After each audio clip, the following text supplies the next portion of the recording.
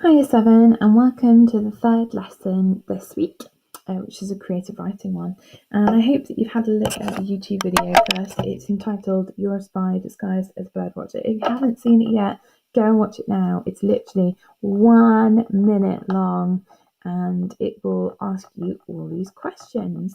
And these to help you think. So it starts off with what's a real mission? Who do you work for? And who are you trying to stop? Why are you disguised as a birdwatcher? And you're going to need to answer these to be able to do a proper story. And I've answered mine in red, so I've decided my real mission is to wait for a scientist to make a drop and leave some secret information for an informant. I work for MI5, all my characters do, and I'm trying to stop this Mr. or Dr. Schreivogel. I made that up. And they're bird watchers because it's a London park. They can't be spotted. They've got secret microphones and earpieces, and it's Pete and Kevin or Pigeon and Kestrel on the case. So I've made those choices, and I actually took some time to plan this before I started writing. And then the important thing is this: type it up on forms. Okay, before we go any further, you have a forms submission for this. So it looks like this: you're a spy disguised as a birdwatcher, and under here it will say enter your answer. I actually typed mine on Word first and then copied and pasted it. And then just so you know, this is what I can see. So I can see how many responses, how long it took you to complete, which won't look very long if you copied and pasted it. But if you type directly in, I can see how long you spent. And then I can see all your results. And that way, we're trying to give you some good feedback. So do not handwrite it and then send me a picture. If at all possible, type it up and submit it via forms. The link is on Show My Homework at the bottom, and it will begin with the word forms. Okay, so you'll know which one it is. So all I said for this was use show, don't tell skills, and that means that you're trying to describe as creatively as you can the scenario. So that's what I've done. I've highlighted in yellow the things that are showing and not telling. So you'll notice I've used a bit of speech. I've used some interesting adjectives like dingy, tidied, and participles as well. And I've also made some comparisons between Pete and pigeons. Are you ready? Pigeon to kestrel. Pigeon to kestrel. Any sign of the target? Pete inquired, seemingly to no one, but actually to the small microphone receiver which is taped to one of the ear flaps on his deerstalker hat. Pete, aka Pigeon, was quite enjoying this assignment to watch the wildlife, so to speak, in one of London's busiest parks.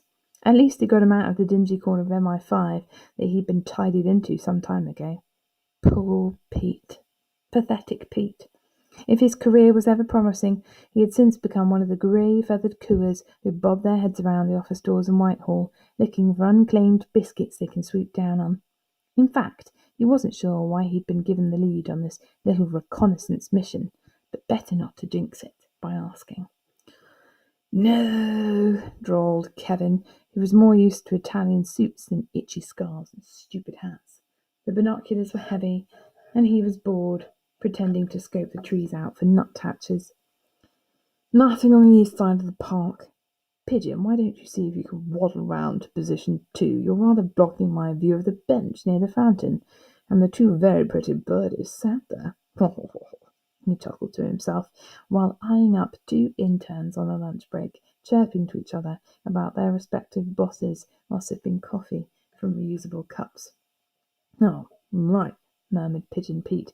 Not sure that we're meant to be taking in that kind of wildlife, Kestrel. Remember, intelligence intercept suggested that Dr. Schreivogel will be making the drop in person. The only thing we know about him is that he's not a pretty birdie, and I could do with your full attention. Fine, huffed Kestrel Kevin, but I really think I'm missing a ticket here. That old windbag scientist probably won't turn up anyway. Want to get a pan of raisin and press on the way back to the office?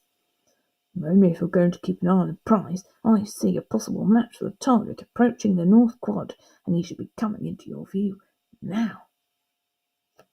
Did you like it? I called it twitches. It's another word for Birdwatchers. This was nearly 400 words, I think.